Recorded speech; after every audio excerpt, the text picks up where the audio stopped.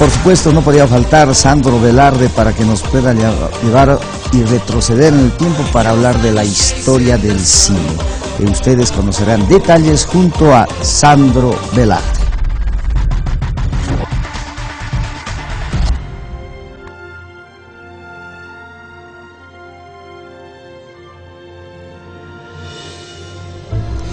Gracias, Ricardo.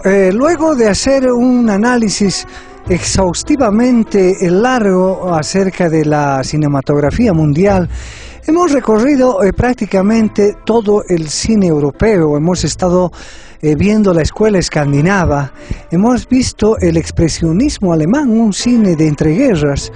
Hemos visto, por ejemplo, el cine soviético. La anterior semana estuvimos disfrutando de las grandes figuras del cine de la ex Unión de Repúblicas Soviéticas.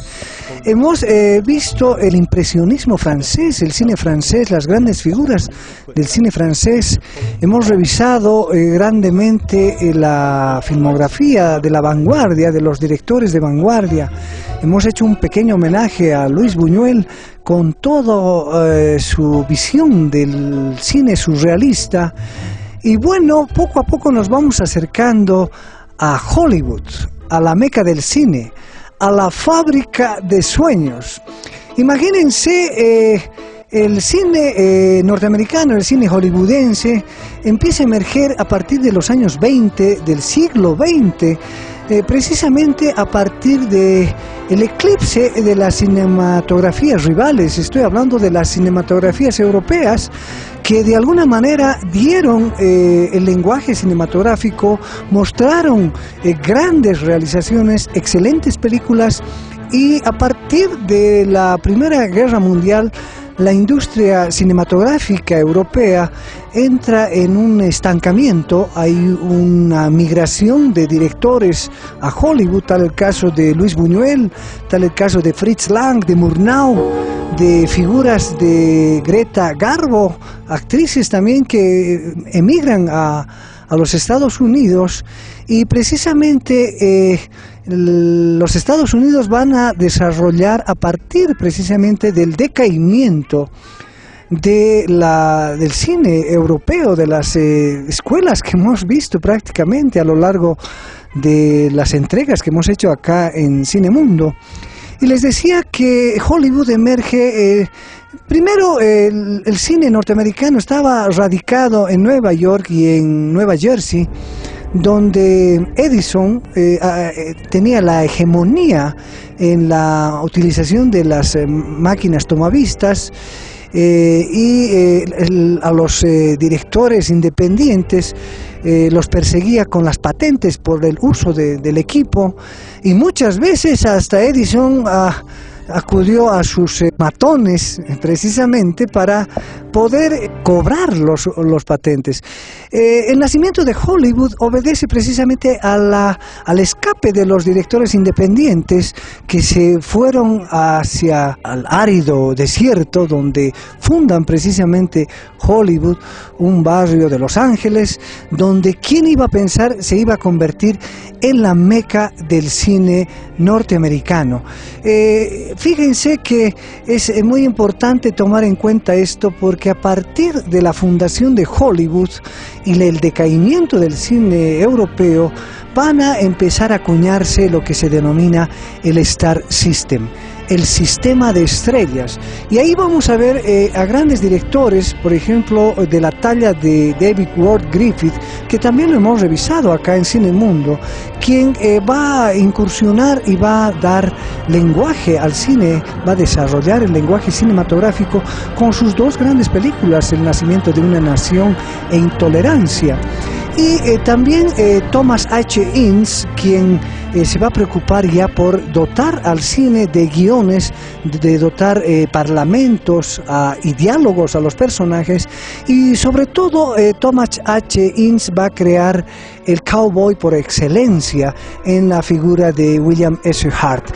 Es decir, Griffith Thomas H. Ince, que va a abrir de alguna manera la longeva tradición del western, y otros directores se van a ocupar de adaptar novelas, se van a preocupar de llevar obras teatrales, óperas incluso al cine. La talla de Al Johnson, quien va a ser uno de los primeros, va a ser el que va a realizar la primera película hablada, el cantante de jazz precisamente, pero que en ese momento de la fundación de Hollywood era un simple actor, estaba vinculado al teatro. Y poco a poco Hollywood se va a ir integrando a lo que significa el desarrollo precisamente del Star System. ¿Qué significa el Star System? El sistema de estrellas. Si bien el cine, sobre todo soviético, va a priorizar el protagonismo de las masas, el cine hollywoodense, el cine norteamericano, va a acuñar precisamente la idolatría de las estrellas, de los personajes individuales, donde van a girar las historias en torno a una celebridad, a un actor destacado.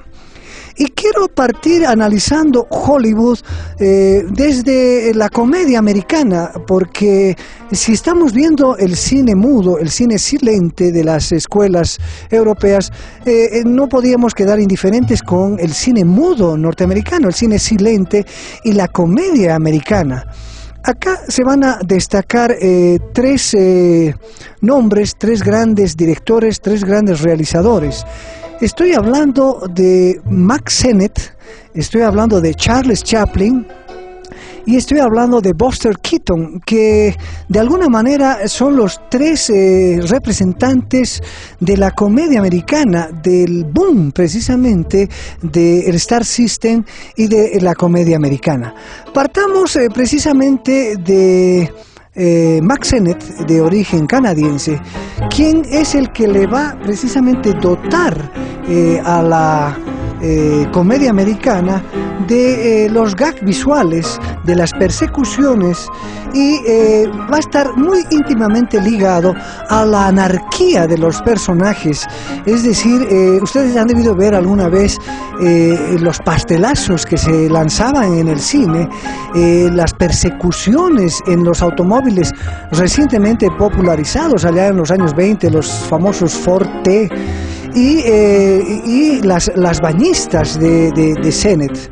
Sennett es un hombre muy visionario, es uno de los que ha creado las películas, llamémosle de acción anárquica, porque los personajes constantemente se estaban cayendo de las ventanas, de las escaleras, eran unos gags visuales cómicos, y ahí fue acuñando a sus destacados protagonistas, que se denominan los Keystone Cops, es decir, los policías de la Keystone, que eran unos policías más, se burlaban de la dignidad del ser humano, se burlaban de la autoridad, porque eran unos personajes que no cumplían su labor, más bien entorpecían las situaciones que deberían cumplir los policías. Entonces Sennett se hizo muy famoso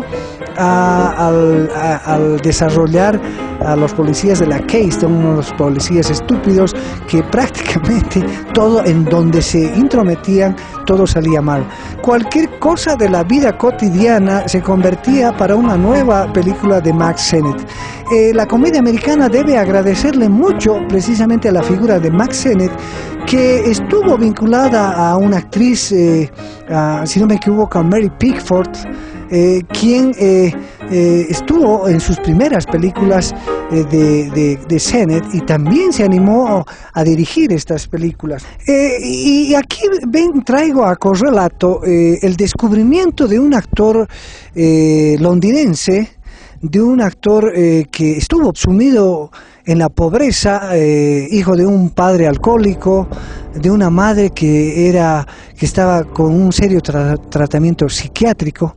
Estoy hablando de Sir Charles Spencer Chaplin, un londinense, un actor británico que precisamente Mack Sennett lo descubre cuando él estuvo actuando en la compañía de Fred Karno, que estuvo haciendo una gira por los Estados Unidos. Y Mack Sennett lo invitó precisamente para poder participar de esas películas caóticas. Y era muy conocido en este teatro, les decía, de Fred Karno, por la representación de un borracho. El director Richard Attenborough, con la actuación de Robert Downey Jr., le hicieron un homenaje pero fantástico el año 1992 con la película Chaplin, que en este momento lo estamos viendo y que dentro de las 100 películas que usted no debe perderse antes de morir, yo le sugiero porque muestran precisamente cómo la vida de Charles Chaplin es muy complicada. Es un niño prácticamente abandonado por sus padres, reclutado por situaciones de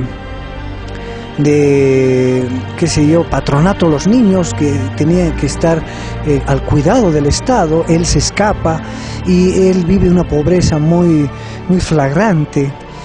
Charles Chaplin, acompañado de su hermano Sidney, es quien lo conduce al teatro, lo conduce a la comedia, al music hall, y de ahí empieza, les decía, a desarrollar un personaje que es el alcohólico y que Richard Attenborough muy bien lo representa, sobre todo Robert Downey Jr.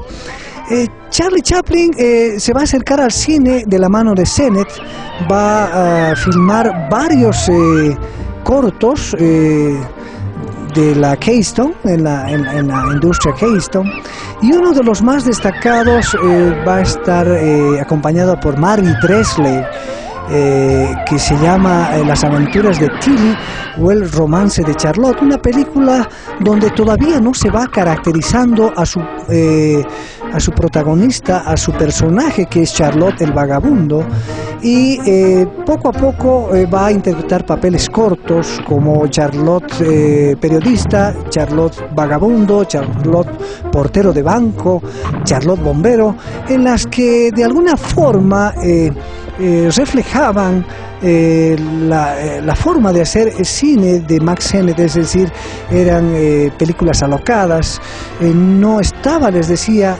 completamente configurado el personaje de Charlotte, del vagabundo, hasta que Charlie Chaplin poco a poco se va un poco soltando en la dirección, va independizándose de Mack Sennett y va a empezar a filmar sus primeros cortos. Grandes realizaciones, por ejemplo, como una película que las recomiendo si ustedes pueden encontrar, un corto denominado El inmigrante. Acá ya Charlie Chaplin empieza a dirigir su película, empieza a mostrar la vida que vienen a atravesar los inmigrantes cuando están en cubierta, botados, durmiendo a la intemperie. Y Charlie Chaplin empieza a ser un poco crítico del establishment, si cabe el término, norteamericano, cuando en una escena triunfal, llegando precisamente a los Estados Unidos, el cuerpo de migración, la migración los acordona, los empuja, y él se mira con una cadena acá y mira la Estatua de la Libertad y dice, bueno, hay acá una contradicción, nosotros estamos llegando como inmigrantes y parece que el país de la libertad nos estuviera apresando. Bueno, son situaciones bastante cómicas, de un cierto sentimentalismo, de ese vínculo de Charles Chaplin a su vida cotidiana, a su vida de joven y adolescente, que va a ir llevando poco a poco al cine.